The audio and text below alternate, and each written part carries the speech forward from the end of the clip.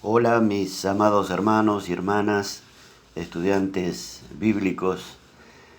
Vamos a seguir por la gracia de Dios considerando este tema de las cualidades que justamente la gracia de Dios tiene como, como aporte a nuestras necesidades espirituales. Y hoy toca hablar sobre la riqueza de la gracia. Es muy notable ver en las Escrituras cómo Dios habla justamente de las riquezas, advirtiéndonos sobre aquellas que son mundanas, que nos quitan el tiempo, nos quitan el gozo, nos quitan inclusive las oportunidades espirituales, ¿no? Esas riquezas amontonadas, como decía el Señor Jesús, le decía al joven rico, ¿no? Teniendo muchas posesiones, le había quitado el amor hacia el prójimo, ¿no? Cuántas cosas que se nos pegan, mejor dicho, en nuestro andar, y necesitamos recurrir justamente a la gracia de Dios y a la intervención de Dios sobre nuestras vidas. Pero también el Señor nos anima sobre aquellas riquezas que son eternas, ¿no? En este último aspecto resaltamos el texto que nos revela y empuja a pensar en la bendición de Dios, como dice el texto, ¿no? La bendición de Dios que enriquece y no añade tristeza con ella. No añade tristeza con ella, lo que significa que las otras bendiciones, entre comillas, que podamos tener en este mundo, sea el origen que sea, ¿no?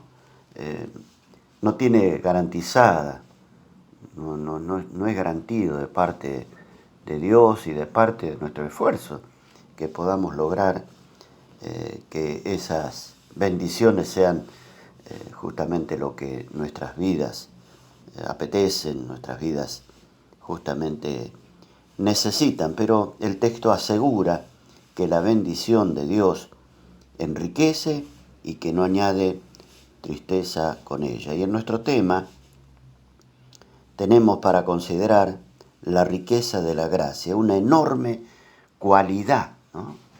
Una enorme cualidad que tiene la maravillosa gracia de nuestro Dios.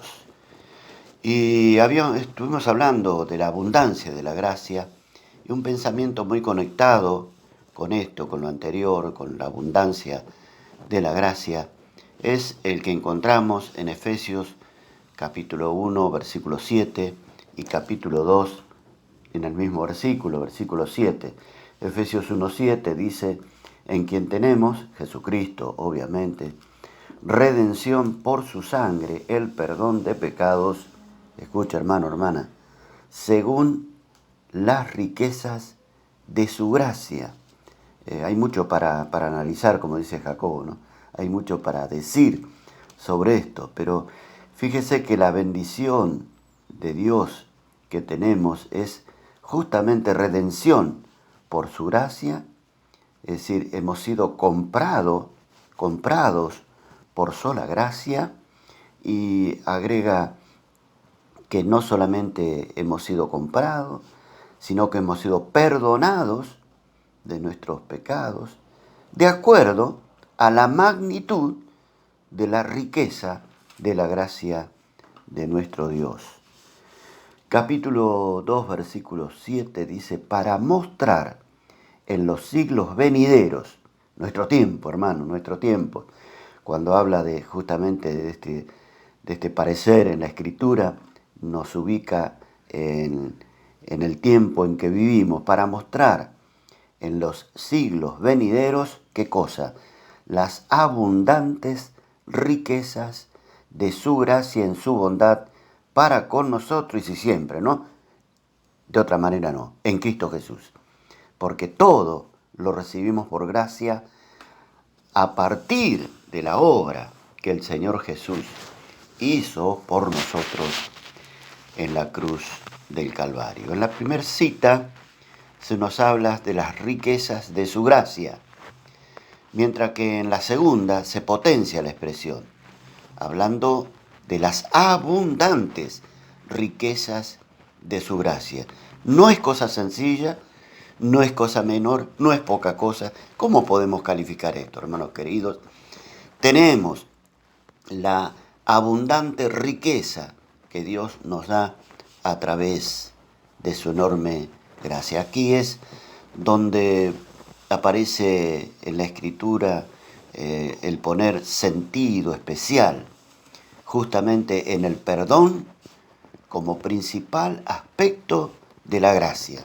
Mire, si hay algo rico que muestra la enorme misericordia de nuestro Dios, es justamente el perdón de nuestros pecados.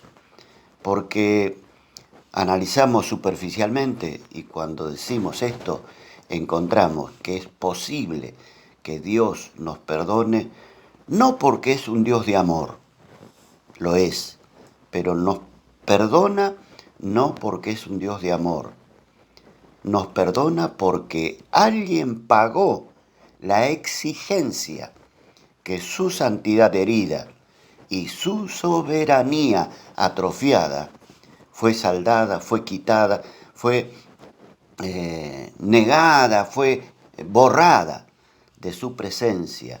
Y por lo tanto tenemos en el perdón de Dios, la primer y grande riqueza que señala la Escritura con respecto a la gracia de Dios. Y como principal aspecto de la gracia entonces es el perdón. Señala que la dádiva de Dios es ofrecida en proporción a la abundancia de sus tesoros. Y hermano, ¿quién puede medir los tesoros de Dios en los cielos? Aún viendo lo que Él ha hecho y que el hombre ha descubierto, ¿no?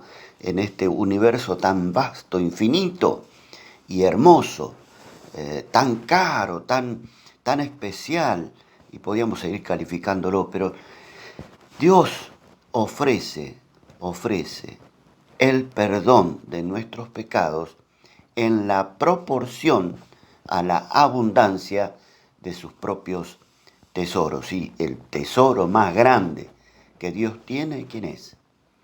Nuestro Salvador. Él es nuestro especial tesoro y es también el especial tesoro del cielo. Me encanta, me agrada, me satisface cuando cantamos, ¿no? El amado del cielo por mí murió. Oh, qué hermosa realidad, qué hermosa expectativa hay en nuestro corazón al saber que el perdón de nuestros pecados es una seguridad que nadie puede violar. Qué bueno saber que Él nos da, no nos da. Es bueno saber que Él no nos da en forma limitada ese perdón, sino con generosidad. Y hermano, hermanas, usted sabe, y yo sé, de que en este peregrinar hacia la patria celestial, todos los días, a todas las horas, en todos nuestros pensamientos, podríamos decir así, tenemos que volvernos atrás y decir, ¿qué estoy haciendo? ¿Qué he hecho, Señor? Perdona este pecado, este tal pecado que acabo de cometer.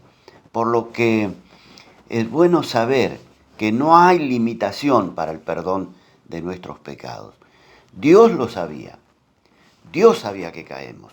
Él comprobó esto en Adán y en Eva, haberlos colocado en un lugar de privilegio, rodeado de una forma de vida verdaderamente exaltada y sin embargo cayeron. Él sabe que el hombre, como dice ahí Génesis capítulo 6, tiene un corazón que es de continuo al mal. Él sabe de un pueblo escogido, preparado, adecuado, sostenido puesto en alguna medida limitado con la ley y demás, cayó y cae. Y sabe que su iglesia necesita del poder de la sangre de Jesucristo. Si no, no hubiese puesto ese texto de 1 Juan 1.7, ¿no? La sangre de Jesucristo, su Hijo, nos limpia de todo pecado. Observe, ese aspecto del texto, el estado del verbo, da, al menos para mí, una paz verdaderamente hermosa, porque el estado del texto de 1 Juan 1.7 es un estado continuo. Es un estado continuo. La sangre de Jesucristo nos limpia. No dice nos limpió ni nos limpiará. Nos limpia de todo pecado. Esto lo necesitamos. Vos lo necesitas, hermano. Yo lo necesito. Y alabado sea el Señor, que Él nos ha dado amplio perdón, una de las tantas riquezas de su gracia, y lo hizo con generosidad. Pero es evidente también que su prodigalidad en cuanto a su gracia, mucho depende de nuestra fe. Esto lo aclara Santiago, refiriéndose a la petición de sabiduría, indicando que Dios da abundantemente y sin reproche. Magnífica decisión del soberano, ¿no? Pero la condición de confianza está dada en la frase, pero pida con fe, no dudando nada. Santiago capítulo 1, versículos 5 y 6. La segunda parte de esta reflexión, me fui mucho con la primera, y que implica la cualidad de la gracia, su fructificación. 1 Corintios 15:10. Ahí vemos al apóstol Pablo hablando a la iglesia en los Corintios. 1 Corintios, dije, 15:10. Y dice así: pero por la gracia de Dios soy lo que soy. Y su gracia no ha sido en vano para conmigo. Antes he trabajado más que todos ellos, está hablando del resto de los apóstoles. Pero no yo, dice, sino la gracia de Dios conmigo. Acá está el apóstol dando razones de su llamamiento al apostolado y hablando justamente de la fructificación que Dios ha hecho en él, en ese llamamiento. En el verbo previo a él se considera él el más pequeño de todos los apóstoles y se estima indigno de tal oficio en virtud de haber perseguido a la iglesia de Dios. Entonces expresa, pero por la gracia de Dios soy lo que soy, y su gracia no ha sido vana para conmigo. Dice antes, he trabajado más que todos ellos, pero no fui yo, sino la gracia de Dios conmigo. Y aquí Pablo no está aludiendo a la gracia salvadora, no, aunque ella está incluida. Lo que quiere resaltar es que a pesar de su pequeñez, a pesar de su indignidad, la gracia de Dios le había llamado al apostolado y había infundido en él una vitalidad tal que le permitió trabajar por encima de los otros apóstoles, considerados por él mismo como columnas. Allí en Gálatas capítulo 2, versículo 9, ¿no? Esta afirmación del apóstol es un testimonio personal sobre el poder productivo y fructificante de la gracia. Hermano, hermana, vos estás incluido en esto. No podés ser alguien que Dios salvó solamente. Eso por supuesto que es grandioso. Es enorme, es tremendo.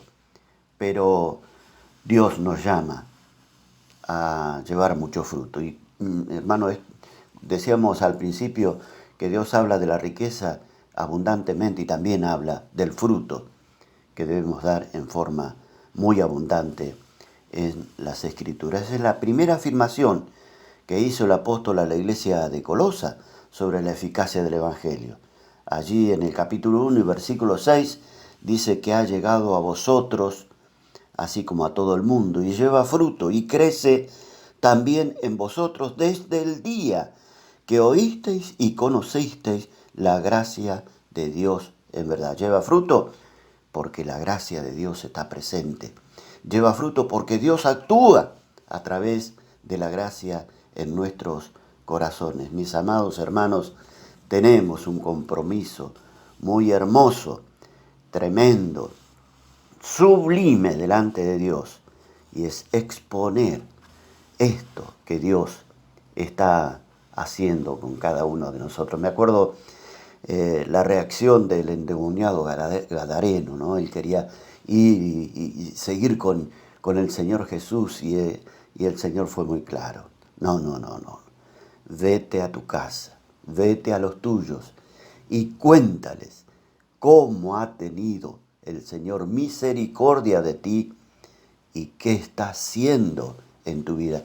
Hermanos, este es el evangelio portátil de nuestra fe a compartir con todos aquellos que nos quieran escuchar. ¿Qué está haciendo Dios conmigo? ¿Qué está haciendo Dios con vos respecto justamente a la riqueza de su gracia y a la fructificación de la misma en nuestras vidas?